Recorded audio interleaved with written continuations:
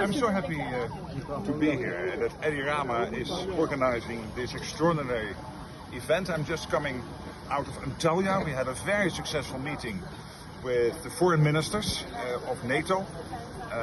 We have widespread support for an enormous increase in defense spending, which is necessary to keep us safe from the Russian threat, the Chinese military build-up, terrorism, but also widespread agreement that we need to do much more when it comes to defense industrial production.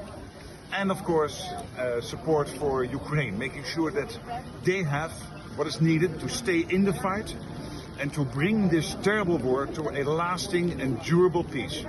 And that Putin realizes that after a peace deal / a ceasefire, he will never ever try again to catch any part of Ukrainian territory. So that was a very good meeting. I'm really looking forward today to the meeting with the foreign ministers here in Tirana. What do you think about that you've been cautiously optimistic about Ukraine? One at a time. So you've said that you have been cautiously optimistic in the past, and you've had the talks with the NATO ministers. Now there are talks in Turkey. I want to know, considering we were hoping that the leaders would meet, and that's not the case. No. Do you think that it's been a failure? Do you think Putin is... I think Putin made a mistake by sending a low-level delegation with this historian leading that delegation, who was also there in the talks in 2022.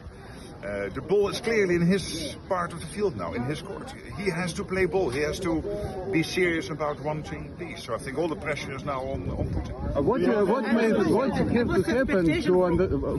have to happen to you understand that ball is not on his side of... He realizes this. I know him very well. We did a lot of negotiations between when I was Prime Minister of the Netherlands.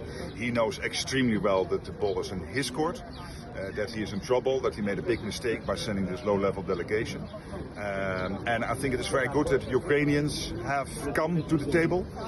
They have sent a delegation which is really willing to negotiate a ceasefire, etc.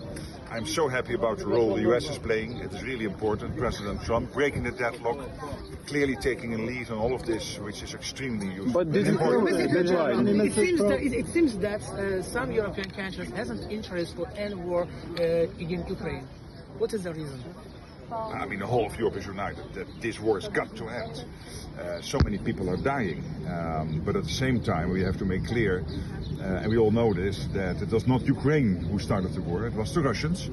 And we have to make sure that we bring this war to a peace which is lasting, which is durable, which is enduring, so that, as I said, Vladimir Putin will never try again to catch 1 square kilometer, 1 square mile of Ukraine in the future. To the region, I had very good discussions also in Brussels with President Vučić, so NATO is very much helping to make sure that the region stays stable.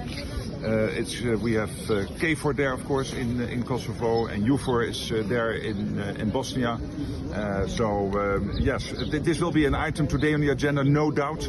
It was also discussed yesterday with. It was also discussed yesterday with the foreign ministers in Antalya. So we are all very much seized of the situation to make sure that the Western Balkans, and particularly when it comes to Serbia and Bosnia, the situation with Dodik and Republika Srpska within Bosnia, Herzegovina, and of course Kosovo, that we maintain stability. Thank you so much.